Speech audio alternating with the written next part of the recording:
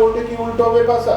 একটা সরকার বিরোধী একটা প্রভাব পড়ে। কি হতে চলেছে? যে ভোটটা বিজেপিতে গেছিল সেটাই ফিরে আসবে। চাণক্যের চোখে মানুষ সিদ্ধান্ত নিয়ে নিয়েছে কাকে ভোট দেবে।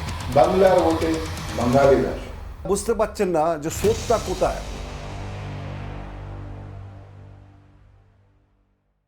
রাজ মিঠলিয়ার চোখে এবারের ভোট কি প্রত্যাশা, কি হিসেব নিকেশ?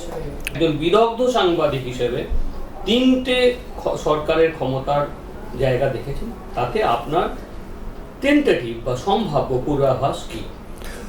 খুব ভালো প্রশ্ন করলেন।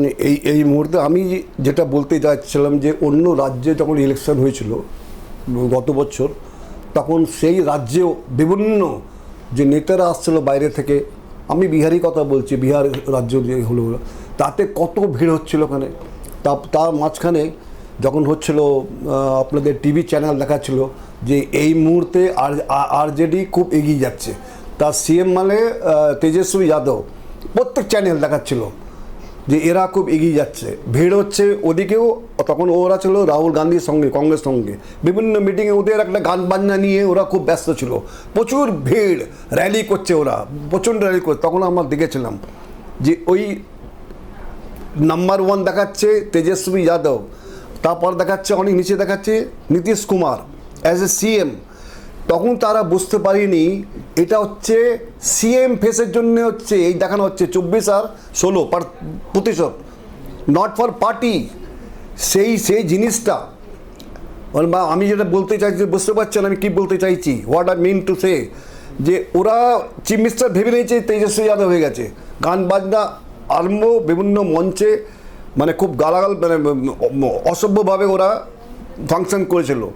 রেজাল্টটা কী দেখা গেল? রেজাল্টটা দেখালো জাস্ট উল্টো।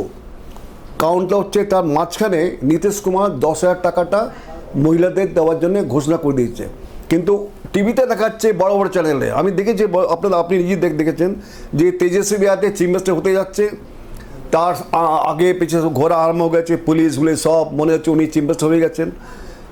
তারা বুঝতে পারছেন না যে স্রোতটা কোথায়, ভোটাররা কোন দিকে যাচ্ছে। একটা তো হলো 10,000 টাকাটা মহিলাদের দেওয়া, সেটা একটা ছিল, প্লাস এদের যে ঐক্য উঠে এসেছিলো এনডিএর মধ্যে, ঐক্যটা খুব ভেরি ইম্পর্টেন্ট ছিল। ঐক্য সেখানে ওদেরও একটা টিম ছিল, তো ওদের টিমটা ছিল একটা সবার সামনে ওরা বলা আরম্ভ করেছিল যে আমাদের পার্টি চিফ মিনিস্টার হচ্ছে, আরজেডি থেকে চিফ মিনিস্টার হবে, এই হবে। রেজাল্টটা সবাই সামনে চলে এসছে।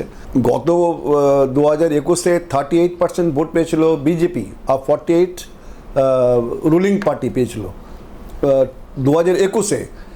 এখন যে এই এত চেঞ্জেস, কত নাম বাদ গেছে ভোটার লিস্ট থেকে, যে এত নাম বাদ গেছে, প্রচুর নাম বাদ গেছে, অনেক অভিযোগ হচ্ছে, আর অনেক নাম আবার অ্যাড হচ্ছে। তো এই প্রক্রিয়াটা যতদিন সম্পন্ন হচ্ছে না, পুরো ভোটার লিস্টটা ভেরি ইম্পর্টেন্ট, যে বাদ গেছে তারা যাদের জেনুইন ভোটার, তারা যত কয়েক জায়গায় বাদ গেছে না, তাদের তো নাম উঠে গেছে হয়তো। তো আমার এই মুহূর্তে বলা মুশকিল যে পরিবর্তন পক্ষে একদম এই মুহূর্তে বলা খুব মুশকিল, কেন এটা আর বলা যাবে না কোনো অংশে। তো সবাই ক্লেম করছে আমরাই করছি, আর ভিড় দেখছি সব জায়গায় হচ্ছে ভিড়, শুধু বিজেপি ভিড় হচ্ছে না, মমতা র্যালিতে বিশাল ভিড়, অভিষেক র্যালিতে বিশাল ভিড়, লেফটের নেতারা যাচ্ছে বিশাল ভিড়। ভিড় তো কোথাও কমতি নেই।